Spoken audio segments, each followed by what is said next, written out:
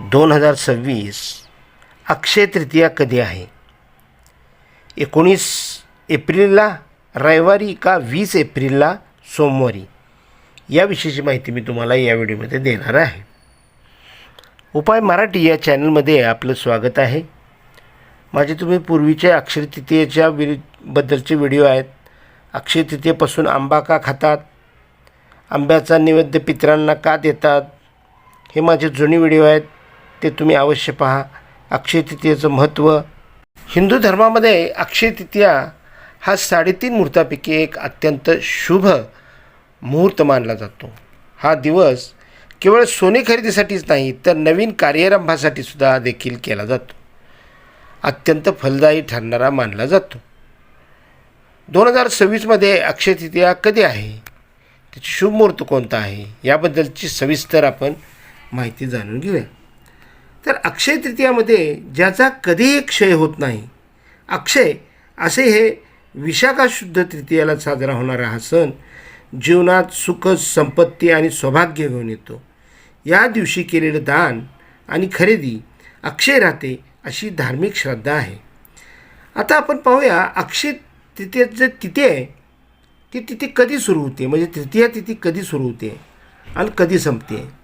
त्यानुसार आपण 19 तारखेला अक्षय तृतीया करायची का 20 तारखेला करायची.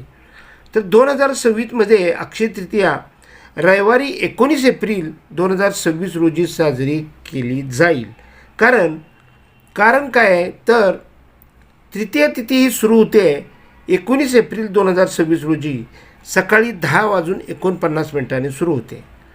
म्हणजे सकाळचा फक्त सूर्योदय सोडला तर दिवसभर हे अक्षय तृतीयाचा मुहूर्त असल्यामुळे आपण 19 तारखेला आपली खरेदी वगैरे सगळं आहे ते आपण करू शकता. मात्र तृतीया तिथी समाप्त होते ती 20 एप्रिलला 2026 रोजी सकाळी 7:26.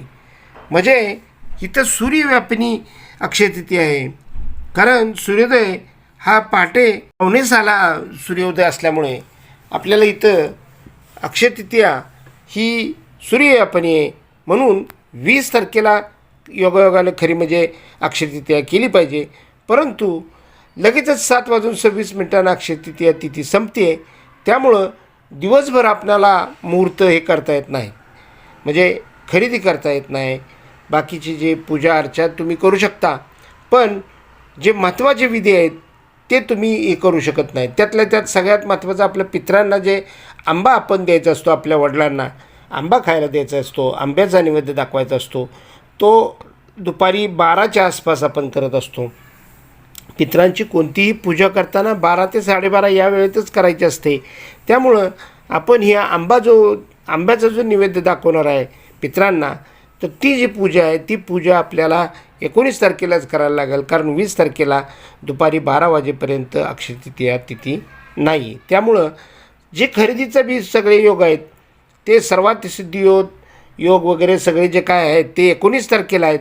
त्यामुळं आपण 19 तारखेलाच हे अक्षय तृतीयाचं जे खरेदी सोने खरेदी असू द्या, तुमची वाहन खरेदी असू द्या, जमीन खरेदी असू द्या, ही सगळी तुम्ही 19 तारखेला करायची. आणि देवाची पूजा वगैरे काय असेल ते उगवती जी अक्षय तृतीया 20 तारखेला आहे. देवाचा उपवास असू द्या, अक्षय तृतीयेचा उपवास धरणारे काही लोक असतात, तर उपवासाची आणि पूजनाचा जो अक्षय तृतीया आहे ती तुम्ही 20 तारखेला करायची. आणि 19 तारखेला आपण खरेदीचे शुभ मुहूर्त, पितरांची पूजा, बाकीची सगळी पूजा आपण केली चालेल. संध्याकाळी गोरज मुहूर्तावर सुद्धा तुम्ही लक्ष्मी आणि नारायणाची पूजा केली चालेल, कुबेर लक्ष्मीची पूजा केली तर चालेल.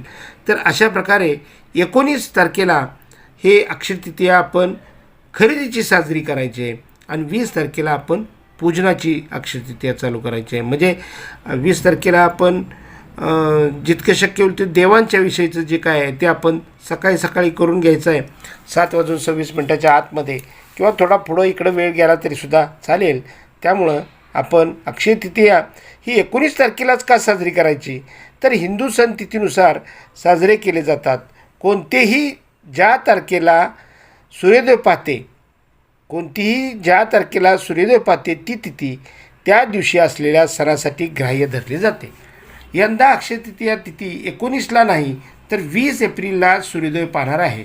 असे असूनही 19लाच अक्षय तृतीया साजरी केली जाईल, कारण हा सण दिवसाच्या पूर्वार्धात साजरा केला जातो. खरेदीसाठीची सकाळची वेळ योग्य मानली जाते. अशातच तृतीया तिथी 20 तारखेला सूर्योदय पाहणारा असली तरी अवघ्या काही मिनिटातच म्हणजे 7:26 ते संपणार आहे. त्यामुळं 19 तारखेलाच आपण अक्षय तृतीया सण साजरा करायचा आहे आणि 19 तारखेला साजरा केला जाईल. त्यालाच पूर्वाह्य व्यापिनी तथा पूर्वार्थ व्यापिनी तिथी असे म्हणतात. यालाच पूर्वाह्य व्यापिनी तथा पूर्वार्थ व्यापिनी तिथी असे म्हणतात. आणि अशा प्रकारे आपण अक्षय तृतीयेला हे 19 तारखेलाच अक्षय तृतीया साजरी करायची आहे. जर तुम्हाला ही माहिती आवडली असेल तर लाईक करा, कमेंट करा आणि माझ्या चॅनलला सबस्क्राईब करा. धन्यवाद.